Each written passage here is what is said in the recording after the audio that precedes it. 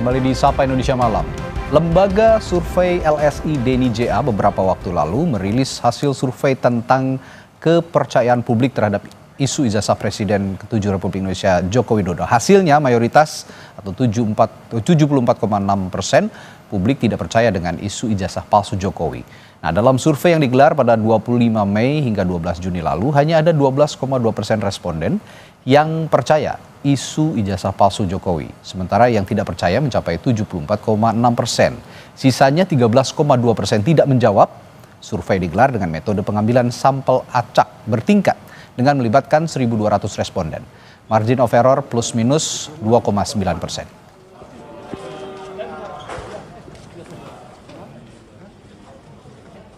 Dan dilihat daripada survei yang kita lakukan, ternyata yang menyatakan tidak benar itu mayoritas di angka 74,6%.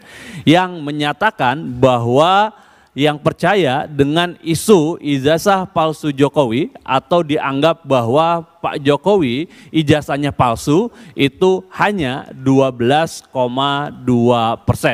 Jadi kalau misalnya kita lihat ini hampir 1/5 ya, 5, 6, 7 ya, 1/5 lebih ya. Dan kita ulas lebih dalam soal kepercayaan publik terhadap isu ijazah Jokowi bersama Direktur LSI Denny JA, Aji Alfarabi. Selamat malam, Bung Aji. Selamat malam, Mas Raditya. Ya, Bung Aji, 74,6% katanya tidak percaya. Ini berarti semua orang menganggap ini bohong, begitu ya? Ya, artinya gini Mas, 74,6% ini artinya angka yang cukup telak ya dalam opini publik ya. Bahwa isu ini sebetulnya gagal menjadi isu yang mainstream. Ya, karena yang percaya itu hanya 12,2%. Ya, seperti data di sini. Dan kita lihat bahwa angka 74,6% ini artinya walaupun di tengah gencarnya atau kuatnya isu ini beredar baik di sosial media maupun lewat berbagai media, tapi ternyata tingkat trust terhadap personal Pak Jokowi sebetulnya masih tinggi ya. Karena orang yang percaya bahwa itu palsu itu hanya 12,2%. Oke. Kita breakdown lagi nih Bung Aji dari survei LSI Nidja Lingkara Survei Indonesia. Ini berdasarkan tingkat pendidikan masyarakat atau responden yang disurvei begitu ya. Untuk tingkat SD, SMP, SMA dan D3 ke atas atau mungkin strata 1 ya ini ya.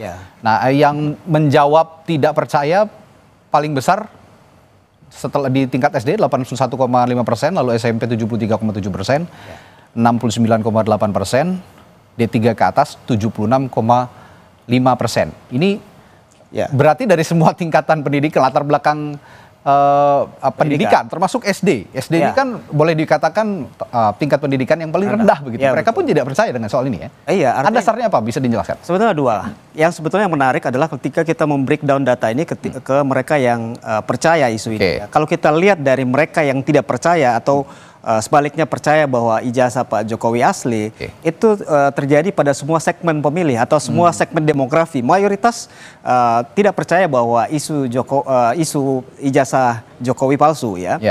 Tapi ketika kita tanya tentang mereka yang tidak percaya, justru yang tidak percaya ini banyak pada segmen di menengah bawah, baik secara pendidikan maupun secara tingkat pendapatan. Jadi segmen ini sebetulnya segmen yang sejak lama merupakan basis pemilih Pak Jokowi maupun pemilih Pak Prabowo Gibran pada pemilu 2024 kemarin. Jadi justru yang percaya adalah segmen menengah ke atas, secara pendidikan maupun secara pendapatan. Jadi kalangan terdidik ya atau terpelajar ya, kelompok menengah atas yang tinggal di perkotaan, justru mereka yang lebih banyak percaya dengan isu ijazah palsu Jokowi. Ini yang menarik sebetulnya. Yang di perkotaan justru ya. Ya, di perkotaan. Percaya. Jangan lupa dalam persepsi publik ya, kalau kita bicara tentang berita yang dianggap hoax ya, itu sebetulnya harusnya di level paling bawah. Karena level paling bawah secara pendidikan misalnya adalah mereka yang tidak punya akses yang cukup terhadap informasi sehingga gampang terpapar pada informasi yang belum benar ya.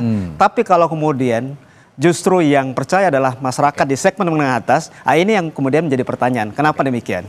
Selanjutnya kita breakdown lagi berdasarkan kategori generasi ini ya.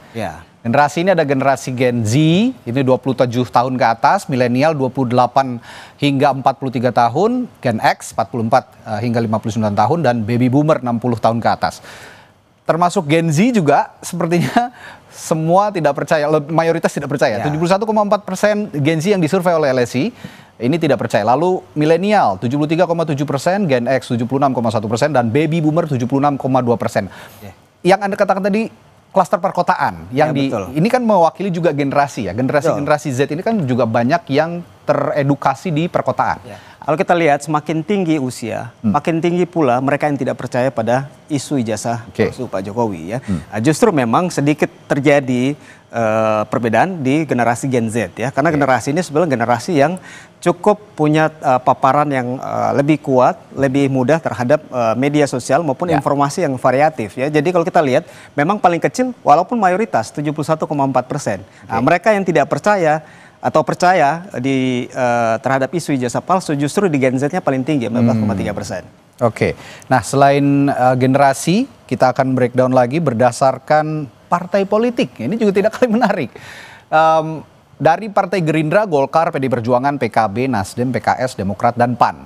Kita lihat yang tidak percaya Gerindra itu 80,5%, lalu Golkar 80,6%, PDIP 80%, PKB PKB 80,8%, Nasdem 75%, PKS 28,6%, Demokrat 67,7%, dan PAN 50%. Saya tertarik ke PKS. Karena PKS kita tahu merupakan lawan politiknya Pak Jokowi lah ya. Boleh dikatakan ketika Pilpres lalu kan Pak Jokowi mengendorse Pak Prabowo di Pilpres, PKS lawan politiknya. Dan betul saja melihat berdasarkan partai politik yang tidak percaya dari PKS ini paling kecil. Iya, kalau kita lihat ya, yang percaya ini kan paling tinggi justru di konstituen PKS yang 28,6%. Yang kedua misalnya Nasdem ya 16,7% ya. Jadi di konstituen partai yang sebetulnya berlawanan atau orientasi politiknya berbeda dengan kubu pemerintahan saat ini ya. Dan justru kalau kita lihat dengan data ini menunjukkan bahwa kita harus lihat karakter pemilih PKS ya. Karena karakter pemilih PKS adalah pemilih yang mayoritas tinggal di perkotaan, terdidik ya, dan rata-rata dari sisi kelas menengah ke atas, sehingga memang ini juga paralel dengan data sebelumnya dari sisi tingkat pendidikan ya. Jadi kita lihat memang menarik. Partai koalisi, partai oposisi yang konstituennya justru mayoritas tidak percaya justru PDIP ya. Ini menarik, padahal mereka adalah partai politik yang kemarin berbeda di saat pemilu 2024. Kalau kita lihat ini memang tidak bisa terlepas dari posisi Pak Jokowi sebelumnya. Kita tahu bahwa Pak Jokowi lama di PDIP ya, di konstituen PDIP basis akar rumput sebetulnya Pak Jokowi masih punya kekuatan yang signifikan. Oleh karena itu kita lihat di basis PDIP sebetulnya tidak banyak terpengaruh dengan isu ijazah palsu Pak Jokowi. Itu yang menarik.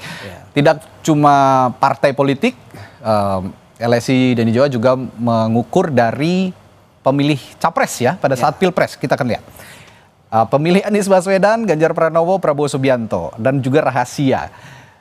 Saya bisa menebak ya sebelumnya bahwa pemilihnya Anies Baswedan sepertinya yang paling pemilih Prabowo Subianto ya, paling banyak tidak percaya, tapi pemilih Anies Baswedan yang paling sedikit, yang paling banyak percaya dan paling sedikit tidak percayanya. Ini bisa Anda jelaskan soal ini? Ya, pertama tetap ya bahwa mayoritas sebetulnya tidak percaya, termasuk pemilihnya Pak Anies ya, 51% tidak percaya. Tapi kalau kita lihat segmentasi yang percaya, itu yang tadi saya sampaikan bahwa dari sisi breakdown data kita lihat sebetulnya yang tidak percaya terhadap isu ijazah palsu ini sebetulnya merata hampir semua segmen. Tapi yang percaya itu hanya terkonsentrasi pada segmen tertentu. Tadi terutama mereka yang terpelajar tinggal di perkotaan, kalangan menengah ke atas, dan orientasi politiknya berbeda dengan kubu pemerintahan saat ini. Artinya mereka yang memang sejak lama kalau kita lihat itu memang bersikap oposisi terhadap Pak Jokowi, sehingga ketika isu ini kemudian beredar atau isu ini muncul, mereka kemudian meyakini keyakinan mereka sebelumnya, karena sebetulnya mereka adalah pemilih yang memang kritis terhadap Pak Jokowi sejak lama, yang kebetulan pada Pilpres 2024 kemarin memilih pasangan capres yang lain yang tidak di-endorse oleh Pak Jokowi. Kalau boleh saya simpulkan sedikit sebelum kita lanjutkan lagi perbincangan, residu Pilpres atau pemilu 2024 lalu terhadap kasus ini juga cukup besar, dan ini yang menarik. Selanjutnya nanti juga akan kita lanjutkan pembahasan soal ijazah Jokowi ini, namun kita simak dulu pernyataan Ketua Solidaritas Merah Putih Silverson Matutina yang menyatakan tidak ada hubungan kasus ijazah Jokowi dengan kasus Hasto dan kasus Tom Lembong. Jokowi bahkan mendukung penuh keputusan Prabowo memberikan amnesti dan abolisi terhadap Hasto dan Tom Lembong. Berikut ini. Mengenai kasus ini tidak ada hubungan Pak Jokowi dengan kasus Hasto maupun Tom Lembong.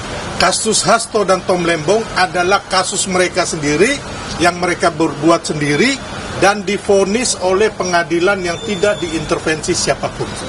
Tapi ini karena menyangkut keutuhan bangsa, ini menyangkut juga Pak Prabowo yang ingin merangkul semua pihak seperti janjinya setelah kemenangan 02 kemarin, makanya Pak Prabowo mewujudkan itu untuk suatu hal yang lebih besar. Dan Pak Jokowi, Mas Gibran, dan kami semua mendukung penuh keputusan Pak Prabowo. Dan selain Bung Aji, melalui sambungan virtual juga telah bergabung Direktur Eksekutif Lingkar Madani 5, Ray Rangkuti. Selamat malam, Bung Ray.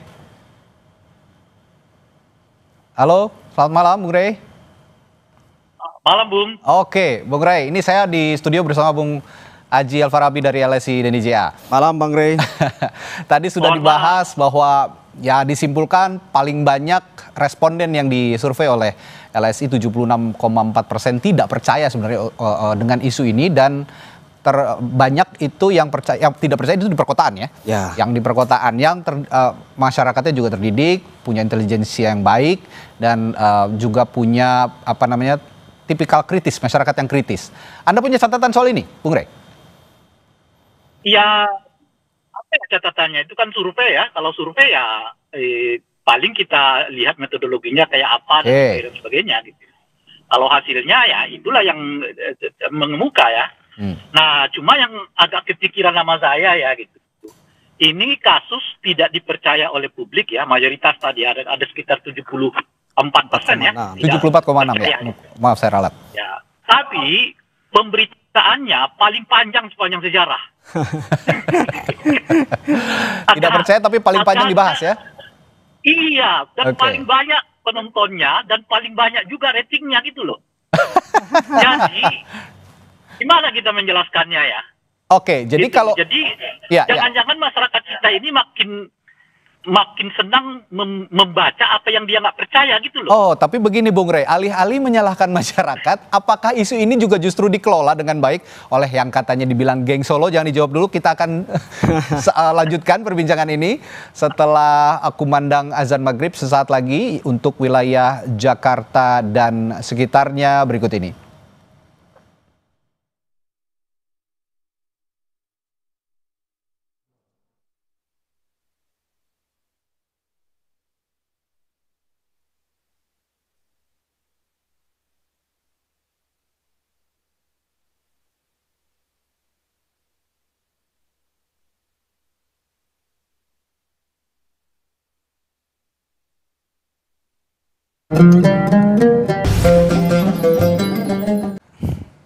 Ya, kami ucapkan selamat menunaikan ibadah sholat maghrib untuk wilayah Jakarta dan sekitarnya. Kami lanjutkan perbincangan. Tadi saya bertanya kepada Bung Ray, ada pertanyaan menggantung soal Bung Ray mengatakan tidak dipercaya, tapi isunya muncul terus di permukaan. Yang saya tanyakan adalah, berarti isu ini jangan-jangan dikelola oleh geng Solo. Gimana nih Bung Ray? Ya, saya tidak tahu apakah ini dikelola atau tidak gitu. Tapi kalau sejauh ini yang saya lihat natural aja tuh. Masyarakat ada semacam penasaran gitu loh. Ini ujungnya kemana, ini akhirnya kemana, ini kok jadinya begini dan sebagainya gitu. Makanya di tengah ketidakpercayaan mereka, tapi justru tingkat keinginan tahuannya tinggi sekali gitu. Saya survei sedikit lah di siaran Kompas aja gitu. Dari saya kira hampir tidak ada hari tanpa Kompas memuat berita soal ijazah Pak Jokowi. Iya. Jadi Anda menilai kan? bahwa ini juga jadi komoditi begitu ya? Iya. Itu artinya rating berita soal ijazah Pak Jokowi ini ratingnya tinggi. Sehingga media, bukan hanya media televisi seperti Kompas gitu ya, media cetak, media online, media macam-macam itu membincangkan soal ijazah ini gitu. Di tengah ketidakpercayaan publik tadi bahwa ijazah itu adalah apa namanya itu palsu gitu. Oke, tapi alih-alih isu ijazah Jokowi ini menghasilkan rating yang tinggi dan tren yang terus dibicarakan, sebenarnya ini kan kasus hukum perdata dan juga ada juga pidana karena dilanjutkan oleh Pak Jokowi dengan melaporkan para penuding ijazah palsu itu ke Polda Metro Jaya dengan delik pencemaran nama baik. Nah itu sebenarnya lingkupnya kasus hukum. Tapi ini sekarang saya akan tanyakan juga ke Bung Aji. Kasus hukum yang berhadapan dengan hasil survei. Sebenarnya bagaimana menyikapi ini? Tapi jangan dijawab dulu, setelah jeda sesaat lagi di Sapa Indonesia Malam.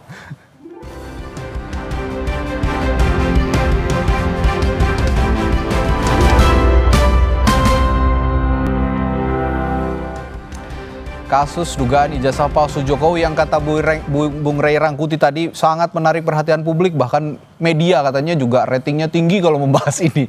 Tapi alih-alih memberikan rating yang tinggi, memberikan trending yang cukup terus-menerus konstan di permukaan, di depan publik begitu ya. Ini kan sebenarnya kasus hukum yang saya tekankan tadi, kasus hukum entah itu baik perdata maupun pidananya. Dua-duanya ada sebenarnya.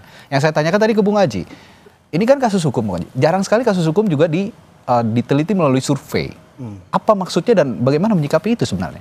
Ya sebetulnya gini, walaupun kasus hukum karena ini menyangkut Pak Jokowi mantan presiden 2 periode, maka sebetulnya isu ini kemudian menjadi ramai ya. Kita tahu bahwa Pak Jokowi sebetulnya yang dipertanyakan oleh Bang Ray tadi, kita bisa punya beberapa alasan secara ilmiah. Yang pertama adalah kita tahu Pak Jokowi ketika selesai masa jabatan sebagai presiden, itu tingkat kepuasan terhadap kinerjanya itu masih di atas 80% dengan tingkat trust yang begitu tinggi, ya. Sehingga Pak Jokowi itu masih menjadi magnet bagi publik maupun bagi media, ya. Sehingga apapun isu terkait Pak Jokowi, ya walaupun ini isu hukum, tapi ini kan menyangkut isu yang menyerang trust terhadap Pak Jokowi. Sehingga ini kemudian menjadi ramai. Sebetulnya yang menarik dari survei kita itu bukan hanya soal berapa jumlah orang yang percaya dengan isu itu, tapi kemudian yang menjadi penting adalah apakah isu ini berdampak pada trust publik terhadap Pak Jokowi. Kalau kita lihat data itu, ini kan dua data yang berbeda. Mereka yang percaya terhadap isu ini memang hanya 12,2%.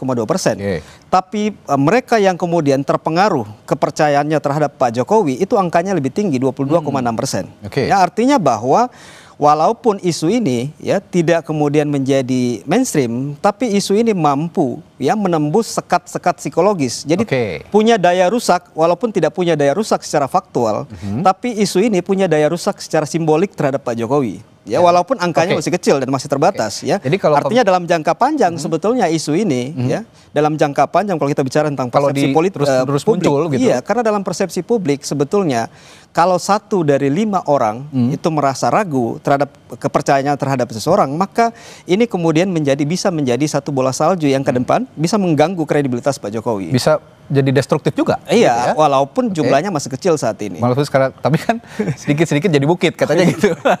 Kalau di-maintain terus. Nah, kalau salah-salah memaintain juga, kalau tadi dibilang ini dikelola, kalau salah-salah mengelola juga itu tadi ya bisa berbahaya. Dan ini saya agak relevan dengan pernyataan Pak Jokowi, bukan Pak Jokowi ya, beberapa hari kemarin ada anggapan bahwa ini menguntungkan Pak Jokowi, isu ini menguntungkan Pak Jokowi. Nah, kalau menurut Bung Ray tadi dikatakan bahwa ini kalau tidak dikelola dengan baik sebenarnya juga punya efek destruktif. Apa benar demikian kalau menurut Bung Ray? Kalau tingkat kepercayaan orang bahwa ijazah Pak Jokowi itu tidak palsu, saya kira nggak memiliki implikasi serius kepada kredibilitas Pak Jokowi. Kecuali misalnya tingkat kepercayaan orang meningkat. Nah kan semakin meningkat tingkat kepercayaan orang pada kepalsuan ijazah, dugaan palsunya ijazah Pak Jokowi, artinya kredibilitas Pak Jokowi makin menurun kan? Itu asumsinya gitu. Tetapi karena tingkat ketidakpercayaan itu tinggi bahwa ijazah Pak Jokowi itu adalah palsu gitu, maka ya asumsinya yang kesimpulannya juga nggak mengganggu kredibilitas Pak Jokowi. Maka berdasar itu, pertanyaannya ngapain juga dibawa ke ranah hukum gitu? Kira masyarakat nggak percaya juga. Nah, semakin dibawa ke ranah hukum semakin panjang cerita gitu. Nah ini tadi dengan relevan dengan pertanyaan Anda di awal tadi itu, ini sebetulnya didesain apa enggak sih cerita panjang ini gitu kira-kira ya kan? Nah kalau kita mau lihat dari survei ini sebetulnya nggak punya efek serius gitu ya, masyarakat lebih banyak yang nggak percaya gitu bahwa dan ini tidak akan begitu punya efek mengganggu kepada kredibilitas Pak Jokowi, dan oleh karena itu sebetulnya akan selesai dengan sendirinya kalau nggak dibawa ke ranah hukum. Oh, masyarakatnya juga nggak percaya, kira-kira gitu. Tapi dengan dibawa ke ranah hukum, cerita makin panjang. Hari ini kita dengar juga, justru di situ di maintainnya ya. Nah itu dia. Hari ini misalnya kawan-kawan kayak Roy Suryo itu sudah melakukan somasi juga kepada Pak Jokowi. Makin panjang lagi nih cerita. Jadi bukan hanya panjang, tapi juga bercabang-cabang. Oke, ini kasus hukum. Kalau memang benar-benar ini kasus hukum ya seharusnya diselesaikan cepat saja. Kalau di lama-lama seperti ini ya ini jadi bercabang-cabang seperti Bung Rey katakan tadi. Tapi yang ingin saya tanyakan berarti sebenarnya ini bukan kasus hukum, ini kasus politik sebenarnya, latar belakangnya politik yang dibawa ke ranah hukum. Bagaimana pendapat dengan anggapan itu? Ya, awalnya sih ranah politik, kan mempertanyakan keabsahan ijazah pejabat publik. Ya itu bagian dari langkah politik, bukan lagi langkah hukum. Oke. Nah, jadi ketika ia menjadi langkah hukum, ya ketika Pak Jokowi membawa kasus ini ke polisi, itu loh. Kan kecuali misalnya mereka yang mempersoalkan keabsahan ijazah Pak Jokowi itu menuduh Pak Jokowi melakukan tindakan kejahatan terkait dengan dokumen palsu. Nah itu ranah hukum tuh. Nah kan mereka belum sampai ke situ, mereka masih pada taraf administrasinya. Benar nggak ijazah Pak Jokowi ini asli atau tidak? Gitu. Jadi belum sampai ke hukum, lalu jadi kasus hukum manakala Pak Jokowi membawa mereka-mereka yang mempertanyakan keaslian ijazah Pak Jokowi itu sebagai tindakan pencemaran nama baik dan sejenisnya gitu. Karena ini tadi dikatakan juga sebenarnya kasus politik yang dibawa ke ranah hukum dan akhirnya panjang dan belum ada ujungnya, belum sampai ketahuan bagaimana ujungnya. Sampai detik ini pun belum tahu siapa tersangkanya, siapa yang harus disidangkan, begitu kan? Nah, pertanyaan saya begini, Bung Rey, kalau memang ini terus di-maintain dan kasus hukumnya berlanjut, kira-kira nanti ini bisa memengaruhi opini publik yang berdampak pada putusan hakim nggak nanti kalau memang sudah masuk ke meja hijau? Ya, hakim-hakim kita mudah-mudahan bisa lebih mandiri belajar dari kasus Tom Lembong maupun Hasto Kristianto. Di mana kemudian Presiden mengeluarkan amnesti maupun abolisi. Dari situ sih sebetulnya sudah menunjukkan kepada kita bahwa ada upaya untuk membuat peradilan kita itu lebih objektif gitu. Kalau dipandang publik tidak objektif, ya Presiden bisa menurunkan abolisi itu. Kira-kira begitu. Karena dianggap peradilannya digeret lagi ke abolisi sama amnesti nih ya. Ya iya dunia. Makanya dengan kasus ini kita berharap ya pengadilan bisa lebih objektif, lebih independen, dan lebih berani untuk menyatakan sikap. Ya, terakhir saya ke Bung Haji, kalau memang ini ditujukan untuk membentuk opini publik, survei ini, apakah itu menjadi konklusi terakhir dari survei ini untuk membentuk opini publik atau memang hanya untuk menggambarkan, untuk memberikan gambaran helikopter view terhadap kasus ini? Ya, sebetulnya kan kita ingin menguji apakah kemudian isu yang rame di media sosial, di publik, ya, di elit politik, itu apakah sama resonansinya di publik secara mayoritas. Ternyata sebetulnya publik secara mayoritas itu lebih tenang dalam menyikapi isu ini. Kan buktinya 74,6% yang tidak percaya. Artinya kalau tadi kita kembali ke pertanyaan Mas Radi terkait dengan apakah isu ini di-maintain oleh Pak Jokowi atau tidak, saya pikir Pak Jokowi sebetulnya tidak butuh isu ini, ya, karena secara popularitas beliau dalam posisi di puncak, ya, kemudian tingkat akseptabilitas, tingkat kepuasannya masih tinggi.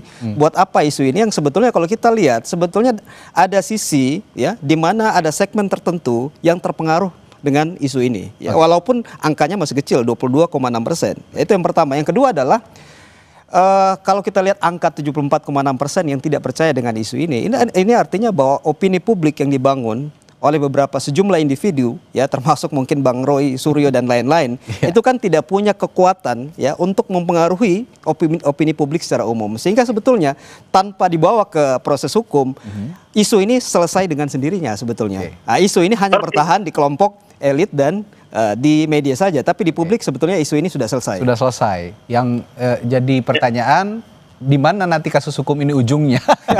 itu yang akhirnya juga bisa memengaruhi. Ya, gimana Bung Rey? Singkat saja Bung Rey, silakan. Sebetulnya persis seperti seperti yang disebutkan oleh Aji tadi. Sebetulnya kalau nggak ada lagi proses hukumnya, udah selesai dengan persoalan ini.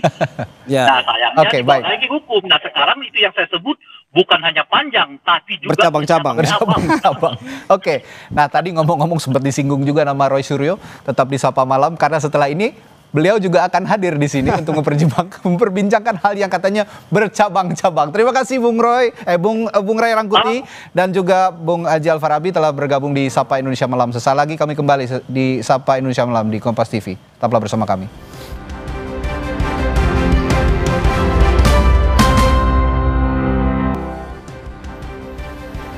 Saudara, korban tewas akibat kelaparan dan krisis pangan di jalur Gaza terus bertambah. Saat bantuan datang, warga Gaza rela berjibaku mendapatkan makanan, meski ujungnya nyawa mereka pun jadi taruhan.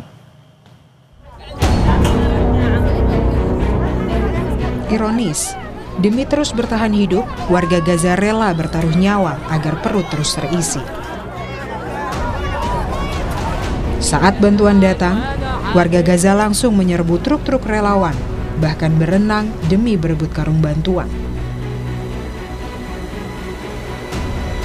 Bagi Zainab Deka, salah satu dari ribuan warga Gaza, sekarung tepung jadi asa anak-anaknya agar tak jadi korban krisis kelaparan. والله بحمد الله الحمد لله الحمد لله الحمد لله الحمد لله اني جبت لبناتي بخير وجبت لهن زي ابني وزياده لطحين. Krisis pangan dan bencana kelaparan semakin parah melanda jalur Gaza. Dalam 24 jam terakhir saja, 6 orang dewasa meninggal akibat malnutrisi berdasarkan catatan Kementerian Kesehatan Palestina. Sejauh ini, jumlah korban jiwa akibat krisis kelaparan menjadi 175 orang, termasuk 93 diantaranya anak-anak. Indonesia pun ikut turun tangan mengirimkan bantuan kemanusiaan ke Gaza. Menteri Luar Negeri Sugiono menyatakan, pemerintah Indonesia akan mengirimkan 10.000 ton beras ke Palestina. Maka kita juga akan mengirimkan bantuan makanan 10.000 ton beras dalam waktu dekat ke Palestina. Allahu Akbar. Ratusan miliar rupiah, jutaan dolar sudah terkirim ke sana selama beberapa lama ini. 4.400 ton bantuan logistik sudah terkirimkan ke sana. Di tengah krisis kelaparan, warga Gaza pun terus dihantui serangan militer Israel. Otoritas kesehatan di Gaza mengungkap lebih dari 60.000 orang tewas akibat militer Israel menyerang Palestina sejak 7 Oktober 2023 lalu. Tim Liputan Kompas TV.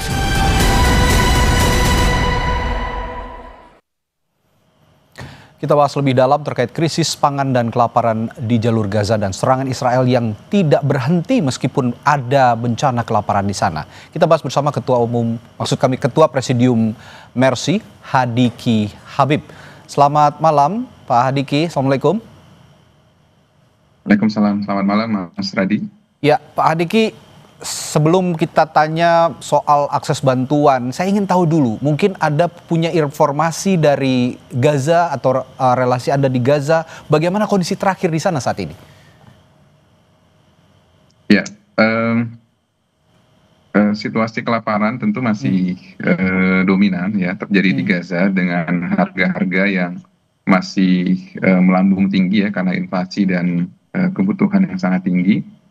Dan mayoritas masyarakat di Gaza tentu saat ini mengalami penurunan berat badan yang signifikan. Malnutrisi ya katanya ya? Ya, malnutrisi tentu terminologi medis ya yang menandakan bahwa adanya gangguan kesehatan akibat ketidakseimbangan nutrisi. Gitu ya. Jadi tekanan internasional memang sejauh ini dapat memberikan kelonggaran. Jadi ada beberapa masuk bantuan-bantuan secara terbatas dengan berbagai metode. Ada yang melalui pengiriman melalui perbatasan, ada juga yang melalui airdrop gitu. Tapi tadi jumlah yang dikirimkan itu sangat terbatas dan metode penyalurannya juga masih tersebar, tidak terorganisir gitu ya, sehingga menimbulkan dampak kemanusiaan lain yaitu krisis sosial akibat masyarakat yang berebut. Berebut, iya tentu saja. Seperti yang kita saksikan juga tadi ada visual bahwa yang dikatakan Pak Hadiki juga bantuan disampaikan atau diterjunkan melalui udara begitu ya, airdrop yang sudah diberikan oleh beberapa negara, termasuk beberapa hari lalu juga saya lihat Presiden Prancis Emmanuel Macron mengunggah di media sosial bahwa Prancis juga ikut memberikan bantuan ke sana. Tapi yang jadi masalah, akses bantuan dibuka tapi dibatasi seperti yang Anda bilang tadi oleh Israel. Kalau demikian, seberapa solutif sebenarnya langkah ini untuk mengatasi kelaparan di sana, Pak Hadiki? Ya, ini sebenarnya langkah yang berbahaya kalau kita memberikan setetes air pada puluhan orang yang kehausan, ya tentu hausnya tidak hilang, tapi orang-orang bakal berkelahi gitu kan, untuk memperebutkan itu. Oke, itu yang ada katakan tadi ada krisis sosial di balik bencana kelaparan ini begitu, yang harusnya bisa ditata, bantuannya bisa diatur. Nah, pertanyaan saya selanjutnya, jika memang akses sekarang dibatasi, ada tidak kemungkinan untuk bisa mengatur bantuan ini, meskipun sedikit saja diatur, ditata sedikit demi sedikit, Pak Hadiki? Yes, kuncinya memang blokade harus dibuka gitu ya, karena memberikan bantuan sedikit-sedikitnya sebenarnya hanya mengulur waktu saja dari pihak Israel untuk mengurangi tekanan dari dunia internasional gitu.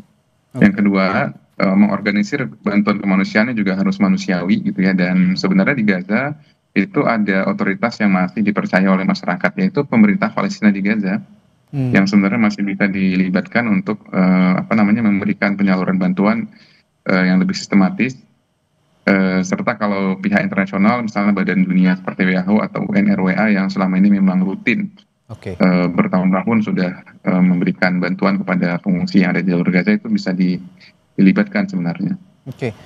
Kalau saya lihat berbagai bantuan yang disampaikan ataupun yang kami lihat lah akhir-akhir ini ya di berbagai informasi yang disampaikan dari berbagai berita di seluruh dunia begitu, yang diterima oleh mereka ini warga Gaza kan saya lihat ada tepung begitu ya, kadang juga ada beras sedikit begitu. Tapi yang paling dibutuhkan sebenarnya menurut informasi dari sana, yang paling dibutuhkan mereka bantuan apa sih, Pak Hadiki?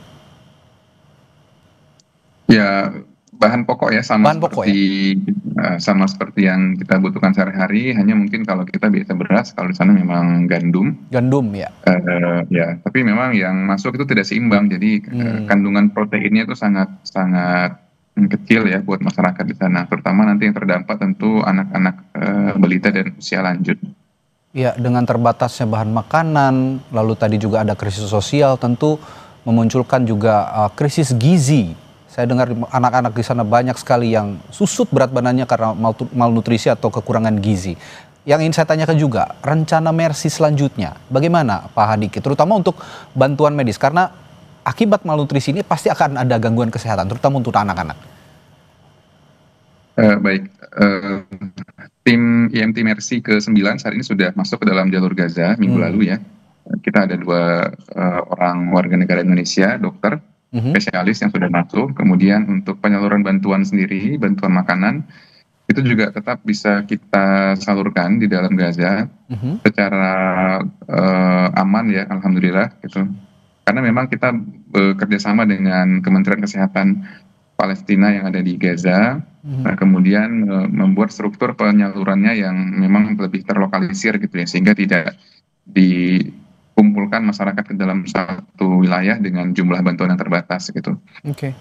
Nah, melihat kondisi seperti ini sebenarnya apa yang bisa dilakukan masyarakat dunia? Kalau aksi solidaritas kan kita sudah saksikan semua di Indonesia kemarin, di Jakarta begitu besar-besaran, di Sydney, di Australia juga ada long march warga Australia atau warga Sydney di jembatan yang berada di Sydney yang panjangnya cukup panjang, itu melibatkan setidaknya 200.000 orang. Belum lagi di negara-negara lain. Apakah aksi solidaritas ini juga bisa mengetuk masyarakat dunia atau pemerintah-pemerintah, pemimpin-pemimpin dunia untuk menekan Israel agar bisa sepenuhnya membuka akses untuk pemberian bantuan?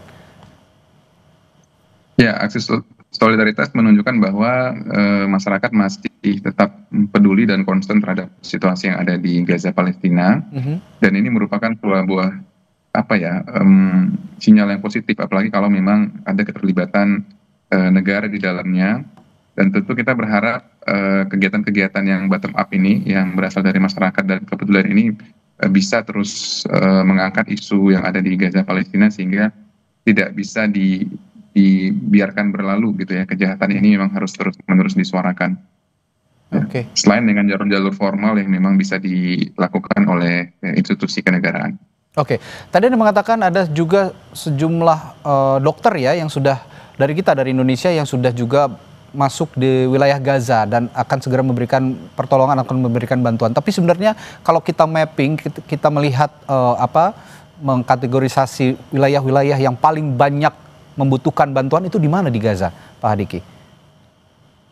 Ya, saat ini dengan adanya buffer zone zone di jalur Gaza yang dibuat oleh Israel, maka masyarakat yang sekarang bisa berada di aman di jalur Gaza itu terbagi atas wilayah utara yaitu di Gaza City dan wilayah tengah itu di Deir Balah. Dan di selatan itu daerah Khan Yunis itu. Jadi betul, jadi itu wilayahnya sudah sangat terbatas ya kalau dibandingkan wilayah awal sebelum perang 2023 ini mungkin sudah sekitar 60% ke 50% sebenarnya.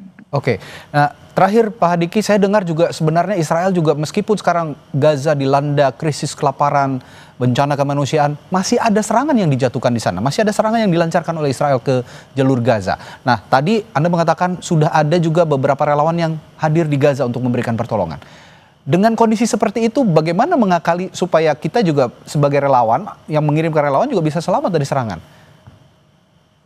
Ya tentu tim bergerak sesuai dengan protokol dan prosedur yang memang sudah disepakati oleh lembaga internasional melalui koridor kemanusiaan, dan koordinasi ketika ada konflik horizontal itu selalu ada disampaikan oleh tim kemanusiaan yang bertugas di dalam jalur Gaza, bukan hanya dari Indonesia tapi juga dari negara lain gitu. Baik. Meskipun demikian tentu risiko terdampak itu ada, sehingga ya tentunya kita tetap harus berhati-hati dan berdoa selalu dan dukungan dari masyarakat tentunya. Tentu seluruh masyarakat Indonesia juga ikut berdoa bencana kelaparan, bencana kemanusiaan yang terjadi di Gaza yang sudah berlarut-larut ini bisa segera berakhir. Baik, terima kasih Ketua Presidium Mercy Hadiki Habib telah memberikan informasinya di Sapa Indonesia Malam. Sampai jumpa lagi Pak. Assalamualaikum. Saudara, setelah jeda, Sapa Indonesia Malam masih akan menghadirkan topik-topik menarik lainnya. Tetaplah bersama kami.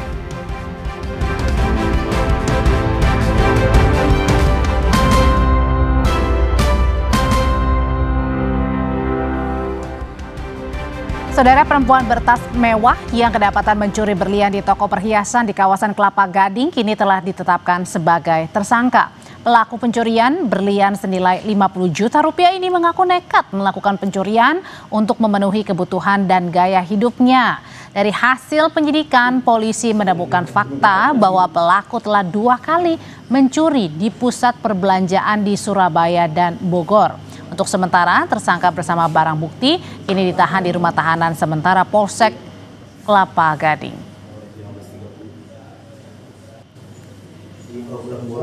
Telah kami tangkap di tanggal 1 Agustus pada hari Jumat dan statusnya saat ini sudah menjadi tersangka. Untuk pekerjaan sebagai ibu rumah tangga, jadi dari hasil penyelidikan kami, informasi yang kami dapatkan bahwa sudah pernah terjadi juga di Bogor dan di Surabaya. Hal yang sama dan ini yang sudah ketiga kalinya berarti. Sorotan berikutnya, diduga terseret atau tersesat lantaran mengikuti aplikasi penunjuk arah, seorang pengendara motor di Kota Bekasi, Jawa Barat masuk ke dalam tol Jakarta Cikampek. Pengendara motor ini melintas di tol Jakarta Cikampek kilometer 14 Senin pagi, masuk melalui gerbang tol Bekasi Barat dan keluar di gerbang tol Bekasi Timur.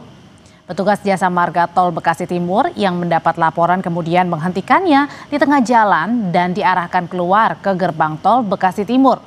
Petugas Jasa Marga selanjutnya menyerahkan pengendara motor ke petugas PJR Tol Jakarta Cikampek dan dikenai sanksi tilang dari polisi. Sendiri anak muda, dia tadi beralasan ditanya yang saya dengar, kenapa kamu bisa masuk tol? Saya ikutin lewat map, tapi setelah dia sadar, dia masuk tol, dia sudah sadar, cuman dia mau putar balik lagi, dia nggak bisa. Saudara, seorang warga yang dibawa ke Puskesmas Kecamatan Nosu, Kabupaten Mamasa, Sulawesi Barat, meninggal dunia di ruang IGD tanpa penanganan medis karena tak ada satupun tenaga kesehatan yang berjaga. Secara langsung, dengan terpaksa ini, saya sudah menunggu sekitar 10 sampai 15 menit. Dengan terpaksa ini saya bilang bagi saya. Saudara, video yang direkam oleh pihak keluarga pasien sempat memperlihatkan bagaimana pasien ini terbaring lemas di ruang IGD Puskesmas Kecamatan Nosu. Keluarga emosi karena tidak ada seorang pun tenaga kesehatan yang datang menangani pasien. Menurut pihak keluarga, pasien akhirnya meninggal dunia di ruang IGD Puskesmas tanpa adanya penanganan. Keluarga menyebut pasien ini berusia 47 tahun, memiliki penyakit diabetes sejak beberapa tahun terakhir. Terkait dengan adanya Kepala Dinas Kesehatan Mamasa mengakui adanya kelalaian dari pihak puskesmas dan akan segera menginvestigasi kejadian ini. Menurut Kadis Puskesmas Nosu, hanya memiliki 5 perawat dan belum punya dokter. Saat pasien tersebut tiba di puskesmas, perawat yang berjaga sedang dalam perjalanan merujuk pasien ke Rumah Sakit Polewali Mandar. Hingga terjadi kekosongan perawat yang kala itu harusnya berjaga. Saya bikin secara langsung. Ketika kami tiba di puskesmas, tidak satu pun perawat yang kami temui. Bahkan kami menunggu 15-20 menit. Tidak ada perawat yang datang sampai orang tua kami meninggal. Saat itu saya sudah berusaha mencari perawat, tapi memang tidak ada saya jumpai pada saat itu. Jadi memang betul-betul saat itu tidak ada perawat yang jaga di tempat itu. Tadi malam saya juga dapat informasi, setelah itu saya konfirmasi ke Kapusnya.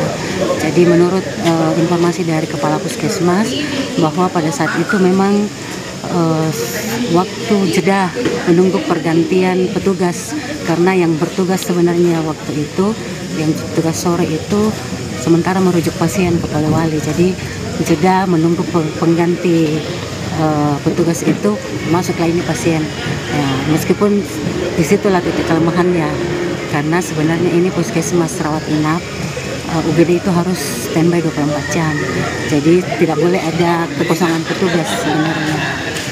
Jadi pada saat petugas pengganti belum sampai, tiba pasien masuk, jadi ada keterlambatan begitu. Sorotan lain dari 3 jemaah haji asal Indonesia yang hilang saat penyelenggaraan ibadah haji 2025 hingga kini belum ditemukan. Mencari keberadaan jemaah haji tersebut, pemerintah mengumpulkan data antemortem dan postmortem dari DNA keluarga. 2 bulan pasca penyelenggaraan ibadah haji 2025, 3 jemaah haji Indonesia yang hilang hingga kini belum ditemukan. Ketiga jemaah yakni atas nama Nurimah dari Kloter 19 Embarkasi Palembang, Sukardi Kloter 79 Surabaya, dan Hasbulo dari Kloter 7 Embarkasi Banjarmasin. Ketiganya dinyatakan hilang usai tak kembali ke hotel tempat ketiganya menginap. Pemerintah pun telah membentuk 2 tim pencarian dengan melibatkan sejumlah pihak termasuk dari Indonesia dan otoritas Arab Saudi. Pemerintah melakukan pencarian dengan menggunakan data antemortem dan postmortem dari DNA keluarga. Nantinya data ini akan dicocokkan dengan jenazah-jenazah yang meninggal tanpa identitas dalam penyelenggaraan haji. Ya, dalam pencarian DNA keluarganya ya, kalau misalnya di antara mayat yang masih terbaring di situ ada kaitannya ya kita cocokkan, selalu ada perhatian. Keberita dari penumpang Lion Air JT308 rute Jakarta-Medan yang mengancam awak kabin dan mengaku membawa bom telah ditetapkan sebagai tersangka. Polresta Bandara Soekarno-Hatta menetapkan pria dengan inisial H atas pasal tentang penerbangan. Yang merasa petugas turun, mau polisi, mau tentara, mau apa itu turun, ada bom. Usai videonya viral di media sosial dan mengakibatkan penundaan penerbangan, penumpang dengan inisial H kini sudah ditetapkan sebagai tersangka. Polisi telah memeriksa 8 saksi yang terdiri dari pramugari maskapai Lion Air hingga petugas Aftek dan memeriksa CCTV serta video yang tersebar di media sosial. Dalam hasil pemeriksaan, polisi tidak menemukan bom seperti yang diucapkan tersangka. Dan kini tersangka terancam hukuman maksimal 8 tahun penjara karena melanggar pasal Undang-Undang tentang penerbangan.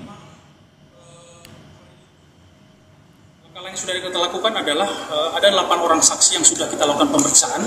Kemudian kita juga menyita CCTV dan juga menyita rekaman video yang banyak beredar di masyarakat serta menyita barang bukti yang seperti tadi saya sampaikan. Sehingga berdasarkan hasil pemeriksaan dan pengumpulan alat bukti, maka terhadap penumpang dengan inisial H, usia 42 tahun, dengan alamat di Pematang Siantar, hari ini kita tetapkan sebagai tersangka. Emosi yang bersangkutan ini tidak stabil ya. Kadang-kadang ada yang pertanyaan yang bisa dijawab, tapi banyak juga pertanyaan yang belum nyambung dengan apa yang kita sampaikan. Dan ini tentu menjadi tindak lanjut yang akan kita lakukan berkaitan dengan aspek kejiwaan dari yang bersangkutan. Saudara dokter spesialis THT, telinga, hidung, dan tenggorokan Rumah Sakit Dr. Haryoto Lumajang menyebut ada peningkatan kunjungan pasien THT sejak beberapa bulan terakhir.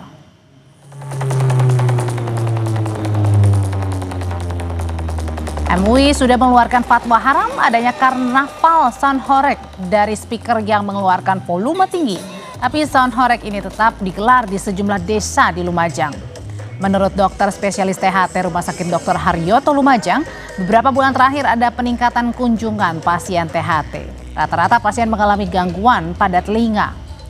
Pasien yang datang mengaku habis nonton sound horeg atau yang terdampak volume sound horeg dari tetangga yang menggelar hajatan dengan sound horeg. Ada peningkatan dari jumlah kunjungan pasien, ya biasanya itu tadi gejala-gejala seperti itu. Setelah kita telusuri, ya biasanya habis ikut acara itu, dan memang mereka merasa terganggu atau mungkin tidak ikut tapi tetangganya. Sorotan berikutnya, Menteri Sekretaris Negara Prasetyo Hadi meminta aksi mengibarkan bendera One Piece tak dimanfaatkan pihak-pihak untuk mengganggu kesakralan hari ulang tahun kemerdekaan Indonesia. Meski demikian, ia mengaku aksi tersebut sebagai kebebasan berekspresi masyarakat. Mensesnek Prasetyo Hadi bilang pemerintah terbuka terhadap kritik publik terhadap kondisi negara yang diakuinya belum sesuai harapan masyarakat. Tapi ia meminta ekspresi masyarakat melalui bendera One Piece tak memicu imbauan agar mengibarkan bendera selain merah putih. Kalau berkenaan dengan kreativitas dari kawan-kawan komunitas-komunitas, tentu itu sebagai sebuah kebebasan berekspresi dan tidak ada masalah.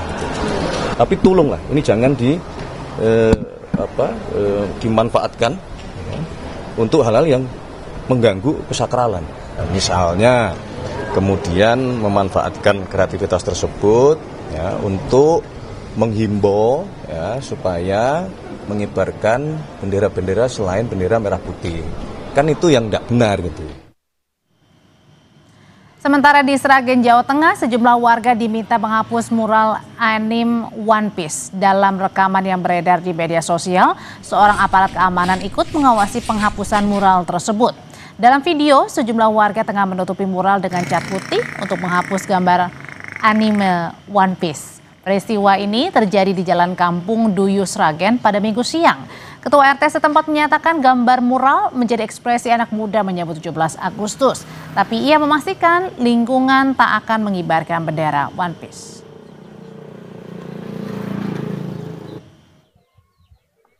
Ekspresi untuk menyambut hari kemerdekaan. Karena kemarin itu kan banyak-banyak anak-anak muda yang mungkin ya udah tahu pengalaman dari media sosial, maka dari anak muda sendiri bikin gambar seperti itu. Untuk pemasangan bendera selain merah putih tidak boleh dipasang untuk wilayah Dayu RT 21. Saudara, tim pembela ulama dan aktivis melainkan somasi ditujukan kepada Presiden ke-7 RI Joko Widodo. Mereka meminta Jokowi mencabut pernyataan soal orang besar di balik polemik ijazah palsu Jokowi. Selengkapnya kami bahas.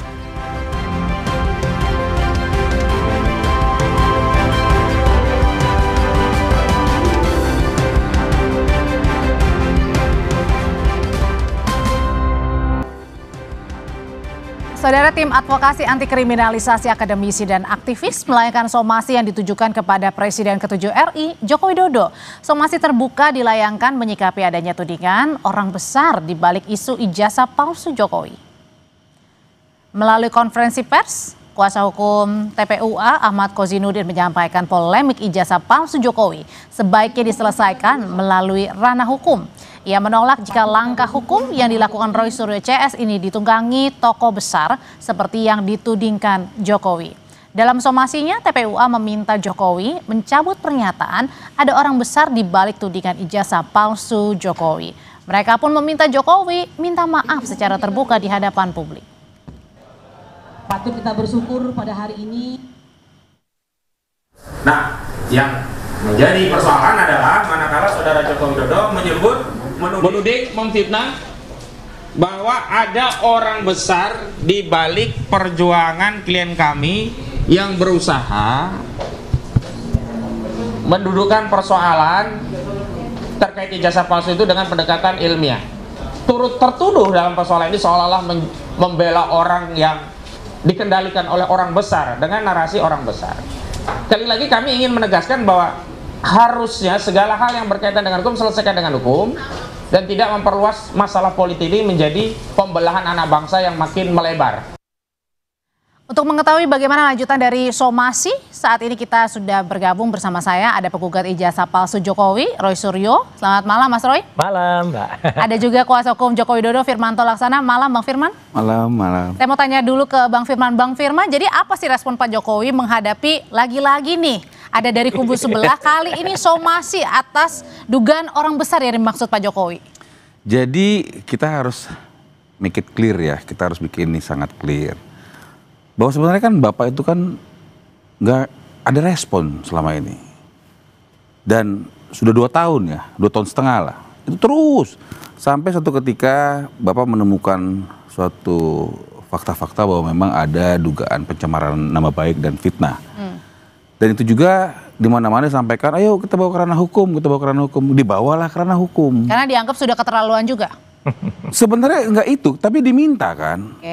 Kan kita akhirnya tentu dalam rangka untuk menjelaskan mengenai integritas gitu kan. Dan juga sebagai warga negara yang taat hukum, maka Bapak sebagai warga negara menggunakan hak hukumnya, membuat pengaduan. Dalam prosesnya pengaduan itu kemudian dalam menyambung kepada lidik ketemu ada dugaan, ya itu kan berproses. Nah sekarang ada somasi, Bapak ditujukannya. Terkait somasi kan gini loh, kayak saya ngomong begini nih, ya kan? Saya ngomong, ya kemarin itu 2 tahun setengah lalu bla bla bla. Saya ada yang saya sampaikan, ya silakan saja. Yang pasti kami fokus. Apa yang diminta secara jelas juga disampaikan. Kita bawa ranah hukum, Berlebihan nggak sih Bang dengan somasi yang dilayangkan Mas Roy ini? Saya tidak menanggapi itu dengan tidak terlalu serius lah. Karena kenapa saya bilang seperti itu? Tentu kan apa yang kita lakukan ini kan adalah proses hukum ya, gitu ya. Jadi kita sekarang kan episodenya adalah episode bagaimana laporan atau pengaduan Bapak di Polda Metro Jaya itu kita ikut pantau nih. Soal pencemaran iya kan? Dong. Oke. Sehingga dalam rangka untuk itu kemudian mohon maaf ya kita zigzag kiri kanan terus kemudian ada kayak saya menyampaikan ada orang lain menyampaikan terus kemudian digoreng ya siapapun bisa melakukan itu gitu loh dan itu malah memperlihatkan mempertontonkan saya pernah sampaikan ini sasaran antara dan ini bukan lagi bicara masalah ijazah ini sudah lari kemana-mana. Yang awalnya Bapak diam, kemudian akhirnya menggunakan hak hukumnya sebagai masyarakat melalui jalur hukum dengan sangat terpaksa disampaikan juga secara umum saya terpaksa nih. Kemudian sekarang lari ke sana kemari. Ya saya sih melihatnya ya boleh-boleh aja orang menyampaikan point of view-nya kan. Tetapi yang pasti kita harus fokus ke dalam proses penyidikan yang ada. Supaya ini jangan lari-lari. Jangan lari-lari di sebelah abang ini kan ada Mas Roy Suryo yang mensomasi. Kalau gitu kita tanyain ya, kenapa sebenarnya Mas Roy ini mensomasi Pak Jokowi? Ini contoh nggak fokus. Jokowinya nggak fokus, kebetulan Pak Firmanto ini mungkin belum fokus malam hari ini ya. Tadi yang ditanyakan Mbak kan soal somasi. Ya, kalau soal tuntutan hukumnya itu ya itu lagi berjalan. ini kan somasi justru karena Jokowinya nggak fokus. Jokowi tiba-tiba di tengah-tengah peristiwa ini tiba-tiba mengeluarkan satu insinuasi, ya, pikiran yang kemudian ada orang besar di balik ini. Clear ya, Mbak, saya katakan tidak ada satupun pihak, jangankan orang besar, ya, orang besar mungkin badannya besar kayak orang badannya kecil kayak saya pun nggak ada di balik kami bertiga. Dan bahkan itu sebentar lagi akan kita wujudkan dalam bentuk tulisan ilmiah sebagai kado 80 tahun Indonesia Merdeka, besok itu tanggal 17, apa, bahwa itu adalah tulisan ilmiah karya kami bertiga, ya, RRT, ya, Rismon, Roy, dan Tifa, tentang kasus ini. Jadi sama sekali tidak ada yang namanya ada politik atau apa aja. Tuduhan orang besar itu kan malah makin kacau. Karena apa? Termul-termulnya kan pada nanggapin semua. Tapi kalau sama sekali tidak ada tuduhan politik, kenapa sampai mensomasi? Nah, justru itu. Karena tiba-tiba Jokowi mengeluarkan statement ada orang besar. Jadi saya kira kan nggak konsisten. Kalau memang konsisten, ya udah fokus saja pada kasusnya soal ijazah palsu atau fokus saja soal kasusnya melaporkan kami. Itu aja. Tapi kan tiba-tiba, Mbak lihat, ini kan kemudian disambut oleh para termul, ya. Ada dua setidaknya.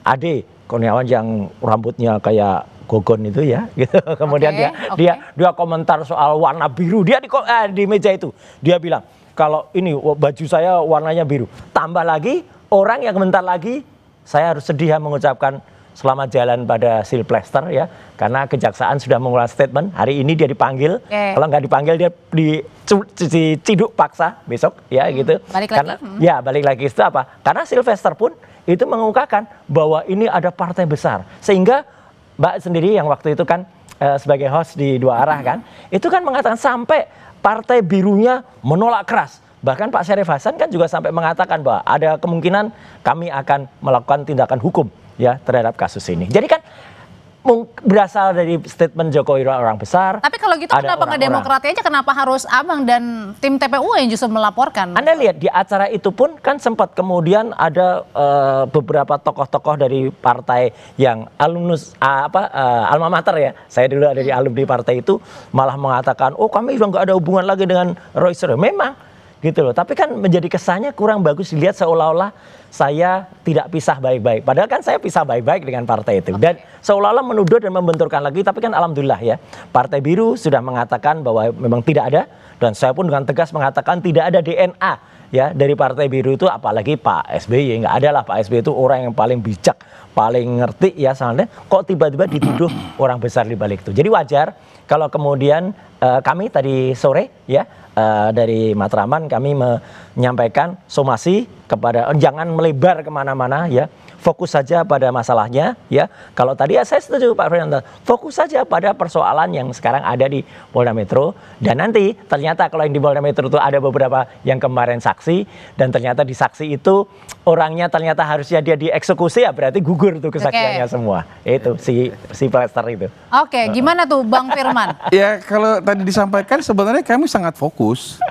Jadi kan kita kan bisa lihat lah fakta-fakta lah.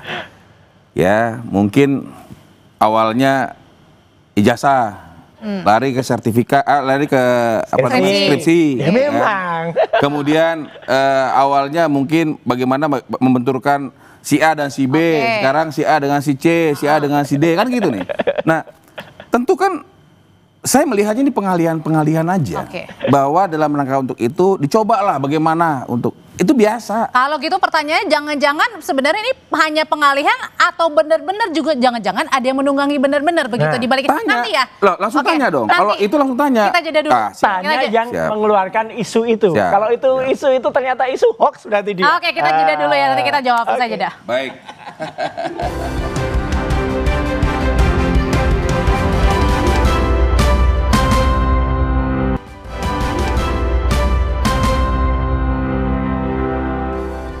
Kembali lagi di Sapa Indonesia Malam, Bang Firman melanjutkan pertanyaan sebelumnya dengan banyak tudingan dari kubu TPU ada juga Mas Roy Suryo. Ini jangan-jangan emang benar ada dugaan, jangan-jangan juga ada yang memang orang-orang besar nih di dalam dari Mas Roy dan juga TPU ini. Ya, boleh ditanya sama beliau-beliaunya kan. Kalau dari kami dan kita cermati, semua dunia cermati, bahwa tidak pernah Bapak Jokowi menyampaikan hal-hal yang ditudingkan, kan gitu. Dia hanya menyampaikan saya rasa dan sebagainya. Saya pikir itu adalah respon biasa ya. Namanya orang menyampaikan apa yang dia rasa kan boleh-boleh aja gitu. Tapi kan dia tidak spesifik menyampaikan warna dan sebagainya, nggak ada itu. Saya rasa berarti beda dengan saya yakin. Loh, beda dong. Dan itu kan one time. Artinya namanya spontan kan gitu. Malah yang saya menarik ini adalah dugaan-dugaan pencemaran nama baik yang terus berlanjut nih, kan gitu kan. Nah, yang ingin saya sampaikan di sini adalah ya sudah, silakan saja. Yang pasti kami saat ini dalam posisi fokus terhadap penyelesaian yang ada di Polda Metro Jaya. Kenapa? Karena saya pikir itu yang harus diselesaikan supaya cukuplah. Bapak juga sudah menyampaikan, hentikan kalian. Kalian tuh menyangkakan saya berkali-kali. Karena tidak menutup kemungkinan Bapak juga memiliki hak. Ya, dalam hal ini juga kami sampaikan, hentikan. Karena Bapak memiliki hak untuk melaporkan lagi atau mengadukan lagi atas dugaan-dugaan lain, termasuk dugaan-dugaan fitnah dan pencemaran nama baik lainnya. Sehingga yang saya ingin sampaikan kepada kita semua di sini, yuk kita patuh hukum. Jangan kita dengan dalil ilmiah, terus sekarang dalil apalah, konversi pers dan sebagainya, mencoba untuk menarasi-narasikan. Silakan saja, nggak ada masalah. Tinggal kita lihat nanti, kan seperti itu. Kalau memang di Polda Metro ini, saya hanya memberikan dukungan kepada Polri. Yuk, transparan, profesional, akuntabel, dan bikin ini sebaik-baiknya. Oke, kalau gitu sampai kapan Mas Roy hal ini sampai dibilang oleh Mas Roy dan juga kawan-kawan ini sudah cukup? Gini, termasuk sebenarnya kita kan katanya tadi fokus ya. Oke, fokus saja pada misalnya kasus yang ada di Polda Metro. Tapi kan tengah-tengahnya misalnya ada fakta-fakta bahwa ternyata ada satu yang saksi pelapor itu ternyata dia harusnya dieksekusi. Nanti kan itu pasti harus gugur semuanya kesaksiannya. Nah, di tengah-tengah itu itulah yang pakai nama si Plester itu ya kan gitu ya. Nah, terus tiba-tiba di tengah-tengah suasana ini tiba-tiba ada yang bikin gaduh. Tanggal 25 Juli, Pak Jokowi tiba-tiba keluar satu statement ada orang besar. Dan itu kemudian membuat amplifikasi oleh termasuk kan hanya menyebut ada. Justru itu kalau nggak ada statement itu, tidak ada orang namanya Ade, kemudian tidak ada orang namanya si Plester tadi yang kemudian menambahkan dengan biru.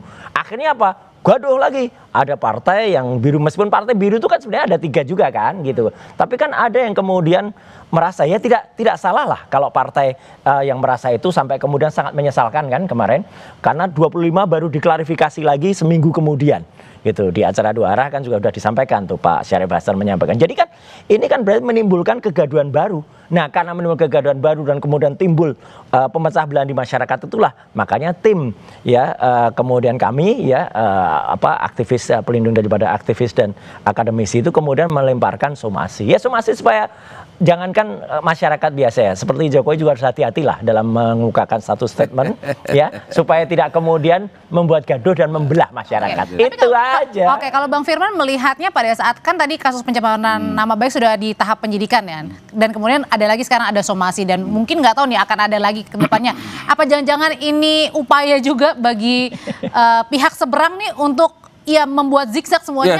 Saya harus hati-hati berbicara karena dia persoalkan kan gitu. Tetapi saya rasa saya pakai gunakan hal yang sama.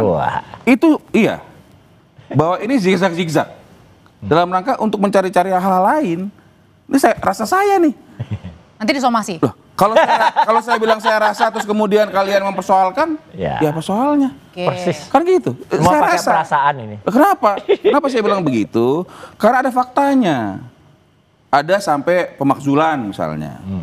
Ya, nggak tahu apakah Mas Roy ikut apa tidak mengenai pemakzulan wakil presiden, kan seperti itu. Ada penyampaian, wah harus sampai ke penjara A, penjara B, kemana-mana. Itu kan udah luas sekali. Orang ini sesimpel bahwa ada orang menyampaikan, mencemarkan nama baik, memfitnah Bapak tidak memiliki ijazah, dan sebagainya, gitu kan? Dan akhirnya menggunakan hak hukumnya setelah 2 tahun lebih. Selama ini diem loh. Nah, kalau lantas Mas Roy selama ini diam. Setelah diam kemudian dia memberikan proses ini menjadi ranah hukum dan disetujui. Simple sebenarnya. Ya kan? Tunjukkan ijazahnya. Selesai. Tunggu waktunya. Itu pasti. Lah, pasti. Karena di depan masyarakat clear itu kan. Ijazah sudah disita. Nah, ini. Sampai sekarang masih disita ya? Sudah disita, masih sampai sekarang. Bukti penyitaannya ada nggak? Nah, monggo tanya. Saya kan tidak bisa katanya disita di Polda Metro. Polisi dong. Nah, saya kan statement nih. Iya. Silakan aja. Oke. Katanya kuasa hukumnya disita, bener nggak? Tanya aja. Kan gampang. Jadi maksudnya gini, jangan kemana-mana. Ya, saya rasa ini adalah bikin jadi lama. Kemana-mana. Ya, ini kan pemahaman saya kan. Tapi beda loh dengan apa yang dilakukan. Ada dugaan fitnah dan pencemaran baik. Beda. Nah, itu. Ya, ada suatu hal. Ya, kita nggak mau masuk ke materi lah. Disampaikan tidak sesungguhnya, kan gitu kan, mengenai ijazah bapak. Bapak sudah diverifikasi, UGM langsung loh. Kemarin juga ada debat antara saya lihat ada debat antara UGM dengan salah satu dari timnya Pak Roy gitu kan. Dan itu jelas gamblang. Bukan UGM itu, mantan. Ya apapun lah. Artinya yang ingin saya sampaikan, kita sit down, give empathy, duduk. Kalau masalah ada orang ngomong segala macam, ya dengerin aja deh, gitu kan. Jadi nggak perlu ditanggapi nih? Menurut saya nggak perlu. Nggak perlu. Ya udah. Nggak perlu minta maaf juga. Tanggapin, nggak apa-apa. Nanti akan ada konsekuensi hukum. Yang pertama soal sampel, itu sampel dari awal. Tunjukkan selesai. Yang kedua soal fokus. Aku setuju Pak Firman.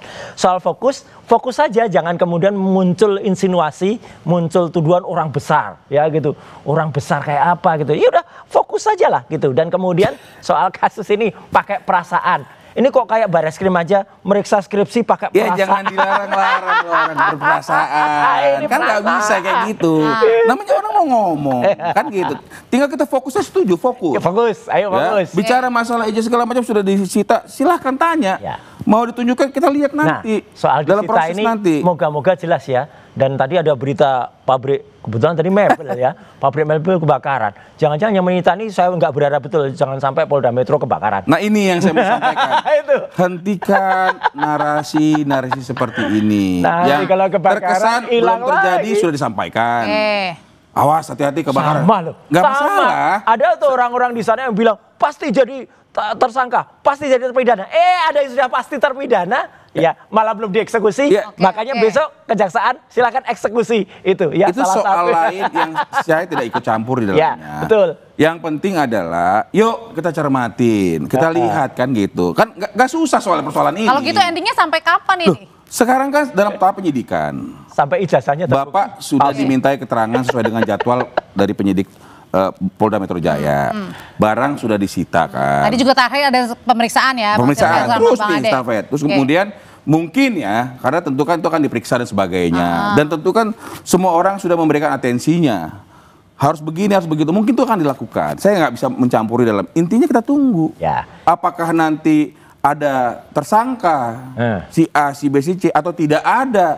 Kan biarin polisi. Saya hanya menyampaikan itu. Diperiksa gitu. Tadi juga menarik, Pak. Itu buang-buang tenaga, buang-buang pikiran, buang-buang apa nih yang tadi siang tadi? Iya, yang diperiksa itu kalau besok dieksekusi kan berarti gugur semua keterangan termasuk pasal 160 yang dia ikut bersaksi dan dia ikut dalam peristiwa di dalamnya. Itu soal lain. Saya harus jelaskan di sini karena pengaduan Bapak itu terkait fitnah dan pencemaran. Ya, makanya. Jadi itulah yang saya sampaikan tadi. Ini kan perasaan saya nih.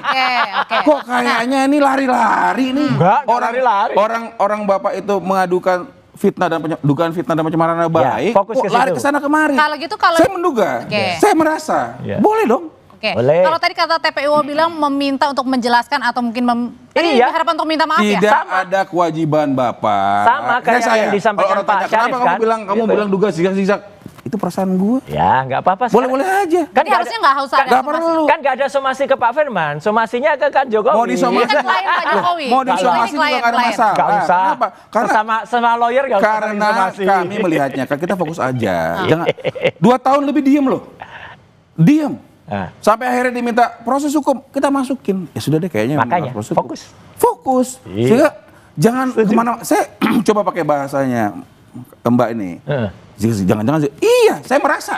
Kenapa? Karena kalau kita fokus aja kan nggak rame. Kalau kita diem aja, Bapak juga udah menyampaikan, udahlah kita diem aja. Karena saya dibilang katanya, saya menggunakan ini justru itu, dan sebagainya. Jadi fokus diem, kenapa harus bilang orang besar? Nah kan, itu jadi kacau. Kan gini Mas Roy, kan ada orang yang bertanya.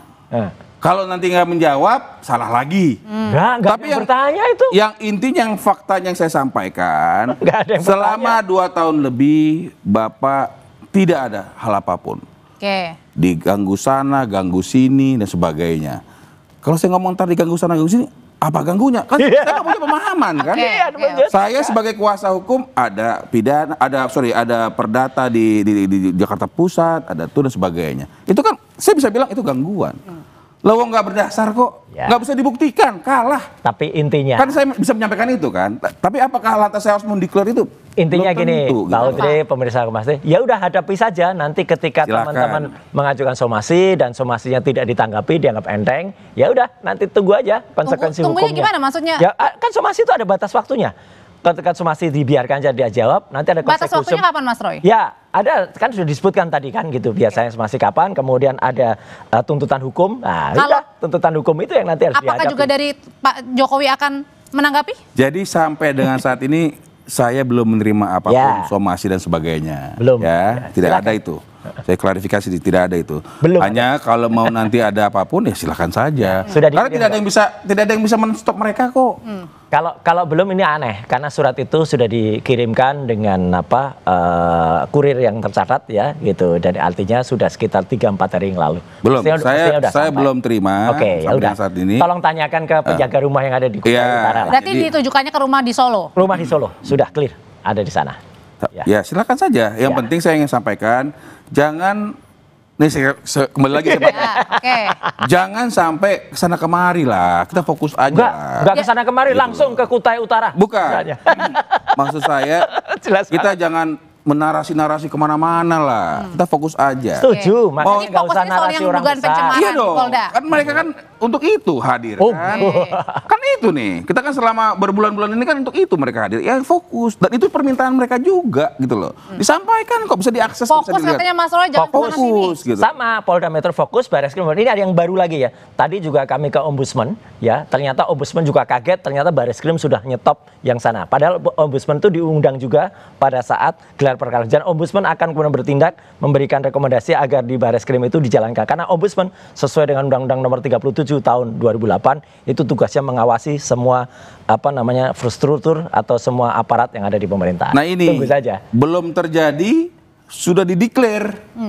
Sudah ada jawaban dari Ombudsman. Tapi kan sudah dihentikan. Nah itu makanya aneh. Saya kan harus bicara fakta. Aneh. Sudah dihentikan, ya sudah dihentikan. Mau diapain gitu loh. Penghentiannya tidak sesuai dengan rekomendasi Ombudsman. Ketika ada yang kurang cocok, kayak potongannya harus belah samping, belah tengah atau apa, kayaknya harus ini dulu. Itu kan selera.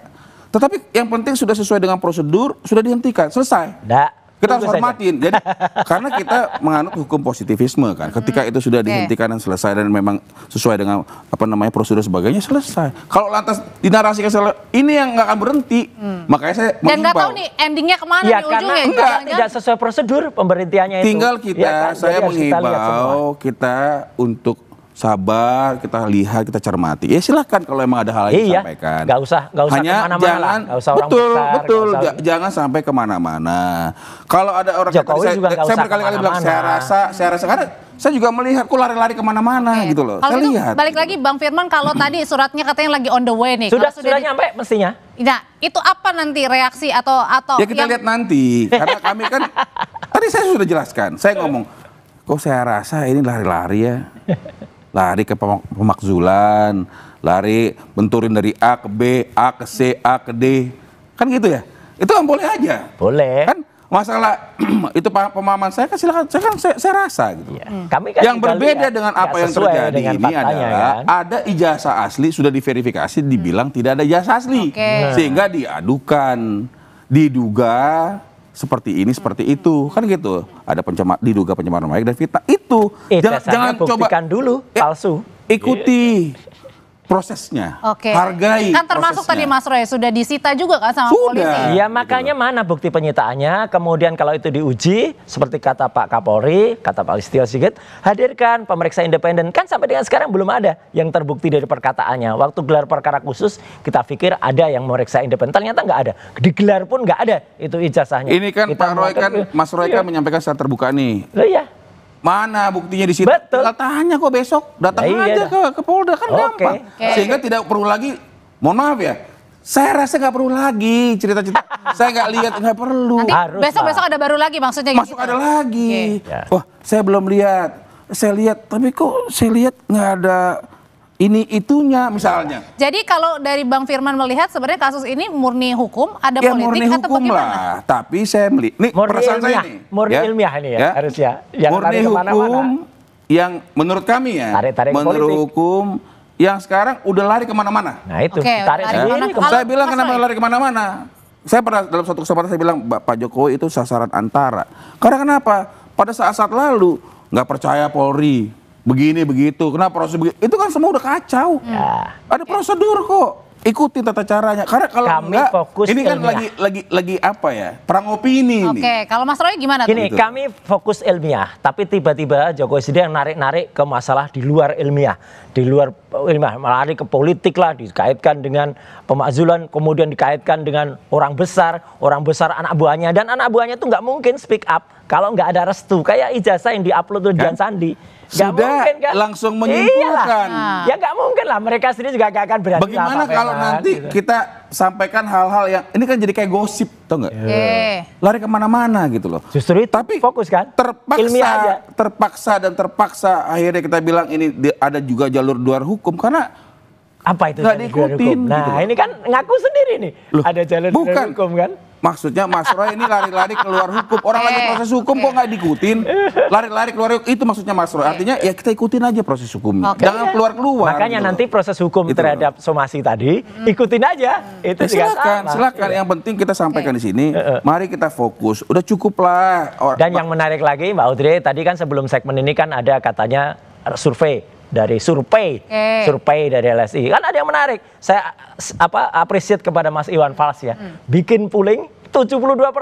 Salut Mas Iwan Fals yang mengatakan bahwa kalau menurut dia masyarakat 72% itu memang percaya kalau ijazahnya palsu. Inilah bukti yang disampaikan damage yang terjadi. Nah, mau faktanya begitu. Ya? Jadi ketika dugaan fitnah dan pencemaran baik itu sudah disampaikan, kerugiannya bukan hanya kepada Pak Jokowi pribadi, ke masyarakat Indonesia. Ini sudah disampaikan surveinya. Ya, artinya dampak ini, udah survei tadi. Dampak dugaan pencemaran nama baik LSI ini katanya sudah udah sana. kan Artinya hentikan. Pak Jokowi juga sampaikan hentikan. Kami juga mewakili Pak Jokowi. Udah, Pak Jokowi Tapi masih percaya masing-masing ya untuk proses hukum ya? Oh iya, Jokowinya jangan kemudian ngumbar lagi orang besar, orang kecil, orang dibalik ini ada apa. Kita ikutilah prosesnya. Dan orang masih panjang ya perjalanannya. Termul-termulnya juga jangan berceloteh, nanti masuk tuh kayak Sylvester itu. Mas Roy Suryo, terima kasih. Bang Firman, terima kasih. Selamat malam semuanya. Terima kasih, selamat malam. Setelah ini saudara kami hadir kembali dengan informasi dari banjir kiriman dari Bogor kembali melanda Kebon Pala, Jatinegara, Jakarta Timur. Ada ratusan rumah yang terendam banjir.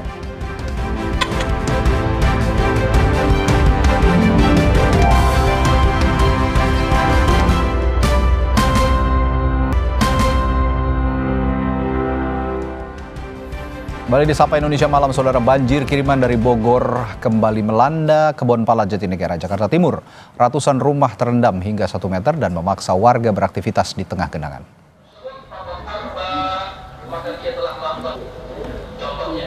Tiga RT tergenang air sejak Senin pagi setelah Kali Ciliwung meluap akibat tingginya debit air dari hulu. Ketinggian air dari 50 hingga 100 cm.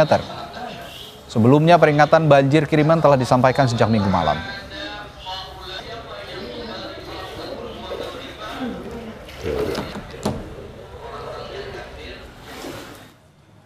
Diguyur hujan deras selama 1 jam, ruas Jalan Raya Jatiwaringin Pondok Gede Kota Bekasi terendam banjir setinggi 30 cm. Banjir diduga terjadi akibat buruknya drainase atau saluran air di sepanjang ruas jalan. Banjir jelang jam pulang kantor juga membuat jalan Jatiwaringin dari arah Jakarta Timur menuju Pondok Gede terjadi antrean. Begitupun arus sebaliknya dari arah Pondok Gede Bekasi menuju Jakarta Timur.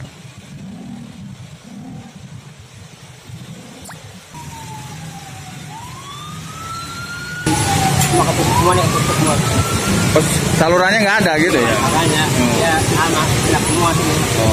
Ini hujan gede apa kecil gitu pasti banjir ya? Ini paling dalam di mana, Bang? Oh, sekitaran sini nih. Saudara, perempuan bertas mewah yang kedapatan mencuri berlian di toko perhiasan di kawasan Kelapa Gading kini telah ditetapkan sebagai tersangka. Pelaku pencurian berlian senilai 50 juta rupiah mengaku nekat melakukan pencurian untuk memenuhi kebutuhan dan gaya hidup. Dari hasil penyidikan, polisi menemukan fakta pelaku telah 2 kali mencuri di pusat perbelanjaan di Surabaya dan Bogor. Untuk sementara tersangka bersama barang bukti kini ditahan di rumah tahanan sementara Polsek Kelapa Gading.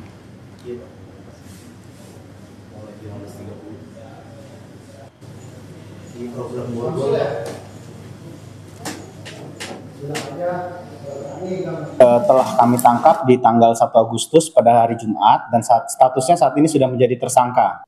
Untuk pekerjaan sebagai ibu rumah tangga, jadi dari hasil penyelidikan kami, informasi yang kami dapatkan bahwa sudah pernah terjadi juga di Bogor dan di Surabaya. Hal yang sama dan ini yang sudah ketiga kalinya berarti. Penumpang Lion Air JT308 rute Jakarta-Medan yang mengancam awak kabin dan mengaku membawa bom telah ditetapkan sebagai tersangka. Polresta Bandara Soekarno-Hatta menetapkan pria dengan inisial H atas pasal tentang penerbangan. Yang merasa petugas turun. Mau polisi, mau tentara, mau apa itu turun. Ada bom. Setelah videonya viral di media sosial dan mengakibatkan penundaan penerbangan, penumpang berinisial H kini telah ditetapkan sebagai tersangka. Polisi telah memeriksa 8 orang saksi yang terdiri dari pramugari maskapai Lion Air hingga petugas Aftek dan memeriksa CCTV serta video yang tersebar di media sosial. Dalam hasil pemeriksaan, polisi tidak menemukan bom seperti yang diucapkan tersangka. Kini tersangka terancam hukuman maksimal 8 tahun penjara karena melanggar pasal pada Undang-Undang tentang penerbangan.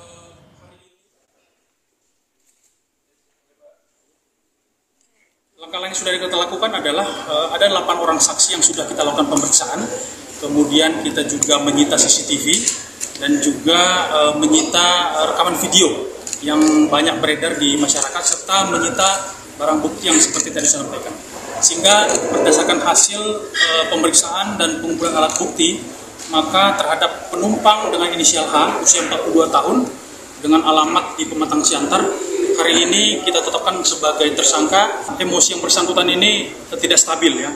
Kadang-kadang ada yang pertanyaan yang bisa dijawab, tapi banyak juga pertanyaan yang belum nyambung dengan apa yang kita sampaikan. Dan ini tentu menjadi tindak lanjut yang akan kita lakukan berkaitan dengan aspek kejiwaan dari yang bersangkutan. Kita akhiri jumpa kita malam hari ini dan di penghujung Sapa Indonesia Malam kami terus mengingatkan Anda agar jangan lupa mencukupi kebutuhan air mineral Anda setiap harinya dan rasakan kesejukannya. Saya Audrey Chandra dan saya Radi Saputro berterima kasih. Sampai jumpa.